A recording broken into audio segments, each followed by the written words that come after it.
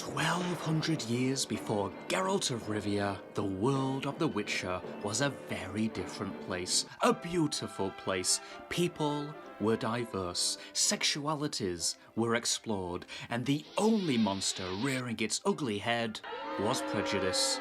All the warriors were women, all the villains were men, and all the homeless were white. A white Superman nowhere to be found, for this was not a time for tradition, but a time for progression, a time for a new legend to be born, a legend more stunning, more brave, and more inspiring than any other in The Witcher's history. Superman. Time for a super sit-down to make way for the Super Witcher. The Legend of Lark begins. Lark is as strong as steel, as brave as an ox, and has the voice of an angel, but it is her heart of gold that never gets old. She spares some loose change for this poor, beggarly male, and blesses the tavern with her mellifluous presence. When Lark is in town, every night is karaoke night. The townsfolk rise to their feet, dancing to Lark's beat, until this white sexist male ruins the rumba.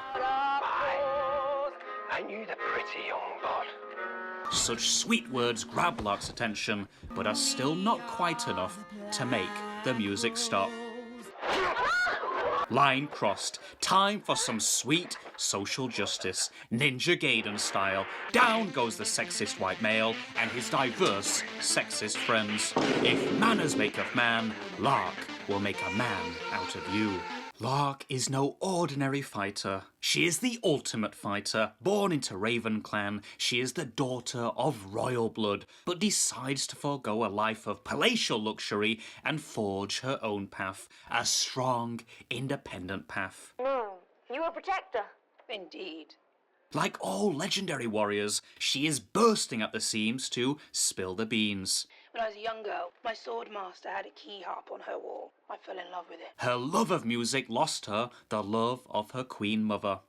The ignorant are always jealous of anyone with gifts. There is no one more gifted in combat or harping on than Lady Lark. Just as she is about to give the full TED Talk, her wings are clipped by a gang of white male guards, and she becomes a jail bard.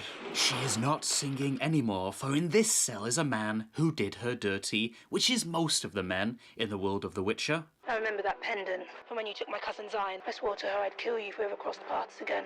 Lark doesn't do eye for an eye, she does life for an eye, and Fjarl of the Dog Clan is about to stop barking. I'm the one who sends you to the clay. Relax. My Dog Clan days are done. Forget the eye or the life, Saint Lark forgives in seconds. A beautiful friendship blossoms until... Your freedom's been bought. Many thanks for not trying to kill me in my sleep. There's still time. Lark wants that eye after all, but a sharp intervention saves Fjarl from a life of pirate jokes. Some bards are just not meant to be caged, and she is out before lunchtime. Wisely, she immediately heads back to where she was caught, ready to offer up some more life lessons. Only she is not greeted by an overawed young girl, but an underwhelmed older sister. Never really understood why you chose this thing over an honest blade. Then come back to us. It's your last chance. Geralt, eat your heart out, for a true warrior cries their heart out. As Lark exercises her emotions, the young girl goes full exorcist. The time of the spheres is upon us. Great beast born shall be slain by your blade, the Lark. Lark is the chosen one, and she chooses to say goodbye. Life lessons over, young Padawan. Family comes first, as she reconciles projectiles. Arrows not to the knee, but straight through the heart. Lark takes one to the back, but 'tis but a scratch as she fires off pinpoint accurate blades. Hell hath no fury like a Witcher woman scorned. Lark cuts through the white men in iron masks like a sword through butter. Fjarl arrives on the scene to offer a helping hand, despite Lark earlier helping herself to one of his eyes. What the are you doing here? Detective Fjarl spots a tattoo. Shintrayan Army 5th Column. Lark unmasks a white woman. The game is afoot. The armies are making a move against the monarchies. They need to travel to Shintraya to warn their clans of impending doom. But first, they agree to join forces under one condition. The Cross me, and I'll feed your to the dogs. Lark. The Lark is dead. My name is Éile. No more larking about, for Éile is ready to unleash Éile. The artist formerly known as Lark leads the way. Let's head to this tavern, get some locals drunk and find out what's going on. With what coin exactly? Foolish question. You need to cultivate some initiative, boy.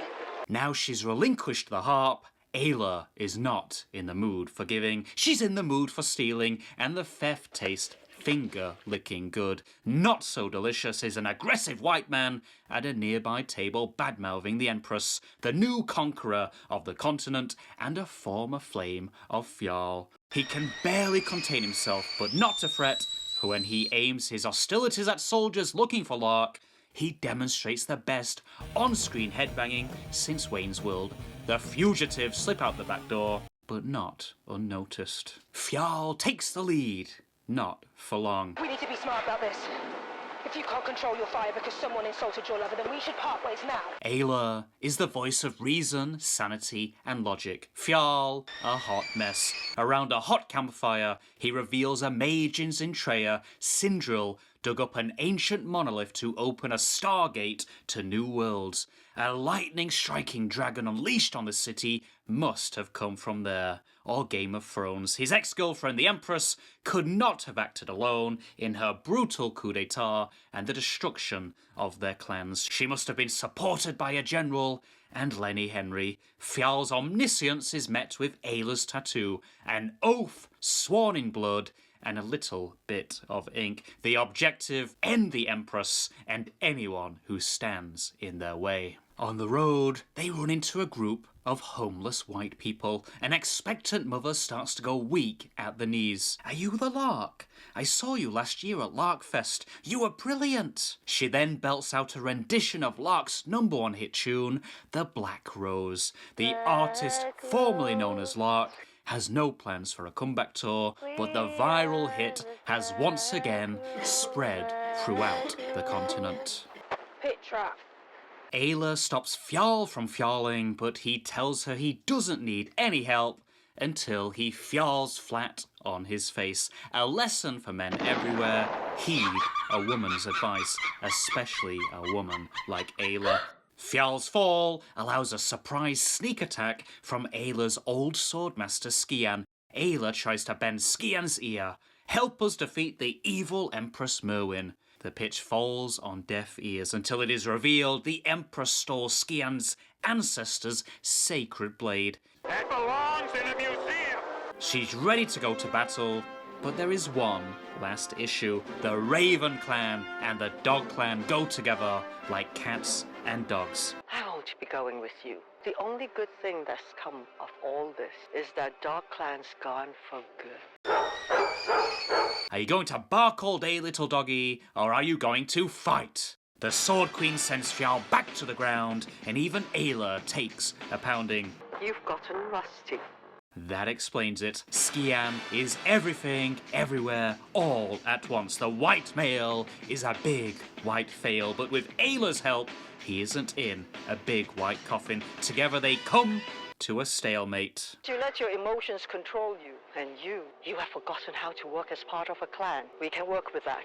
The Fellowship is formed. Time to destroy the one white Empress. Unlike classical heroes, Éile and her modern heroes are willing to do whatever it takes, and that includes robbing banks. If the cause is just, so are the means, and Éile means business. They waltz into the nearest bank and see the bank manager is Willow, but the money is safely vaulted away. Is that an axe you're holding, or are you just happy to see me? Before they have even committed the crime, their faces are on wanted posters. Aile's untouched, Fjarl's touched in all the wrong places. As they admire the latest Banksy, white male soldiers storm the bank. Sadly for them, Éile is playing on story mode, and this isn't a white story. Sword Mother is wounded in battle. Éile and Fjarl set off for magical healing herbs,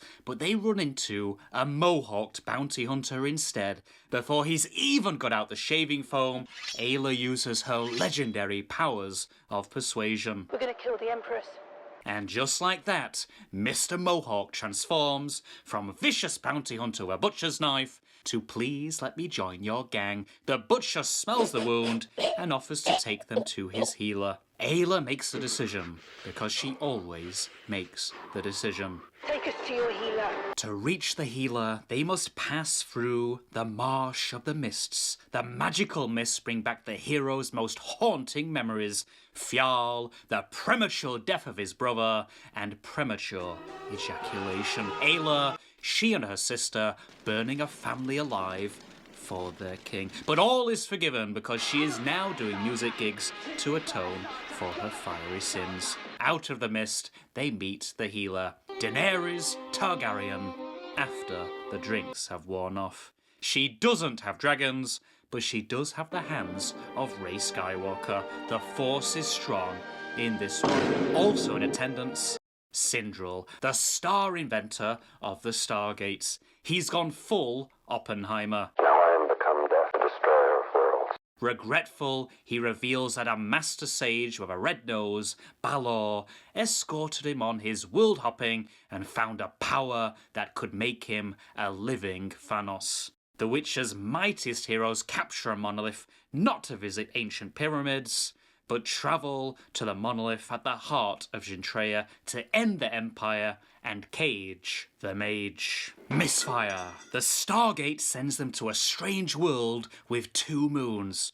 Rather than play it safe and stick together, Éile spots a beautiful flower and abandons her team without saying a word. What could possibly go wrong?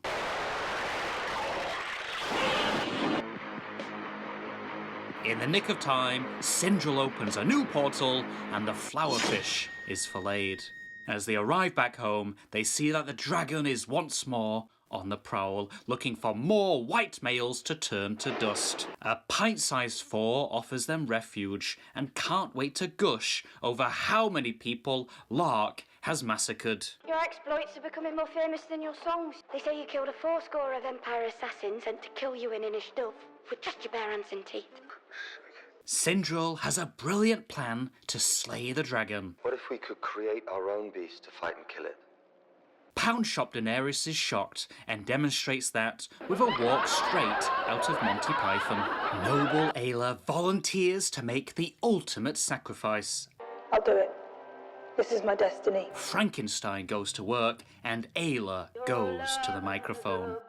The world of The Witcher has never known such melodic beauty. It's enough to make the 4-dwarf cry and fireballs light up the sky. After a few drinks, Éile forgets about Fjarl's eye and desires another part of his anatomy. One premature performance later proves all too much, and Fjarl downs the Frankenstein cocktail in hopes it will finally make him last. Éile wakes up too late to stop Jekyll turning into Hyde. Fjarl's skin looks whiter than an A4 sheet of paper, thus his transformation into the world's most monstrous beast is complete. In recovery, there's only one thing on his mind, a desire to prove he can now go more than 15 seconds. The effects are not just felt in the bedroom, he has eyes like a crocodile and reflexes even Éile can't match. On the march to Gintrea, ambush, white males and a treacherous swordmaster. Éile becomes Maximus Decimus Meridius. Witches assemble, no need. The swordmaster was playing double agent. Down goes the white army, up goes the arrows. Mini 4 is mini Robin Hood. There is no skill too big for a small lady to master. The Empress, now your empire will fall. The Empress is opening stargates to bring food to her starving people. The mage to sacrifice his children and his wife for the Infinity Gauntlet. The White General and his white army, just a little something extra. Skian plays 4D chess, offer up the Empress's former 15-second lover in return for bundles of cash and her ancestors' sacred blade. Deal. Éile doesn't play chess, checkers, or any other game. She kicks the table over and goes full throttle. Like all true warriors, she soon flings off her armour and becomes one with the people. People of Centrea, we mean you no harm. We're here for justice. She's the Lark. Take what's yours. The food pantry is empty. Someone has eaten it all. No more uprising until the people remember that Aile's music is far more delicious than any food on earth. The Lark is back. I thought my magic was powerful. Well done. Face off. Time to slay Queen. You don't speak for elf kind. What, and you do? They speak for themselves now. Revenge is a dish best served straight to the stomach. You hear that?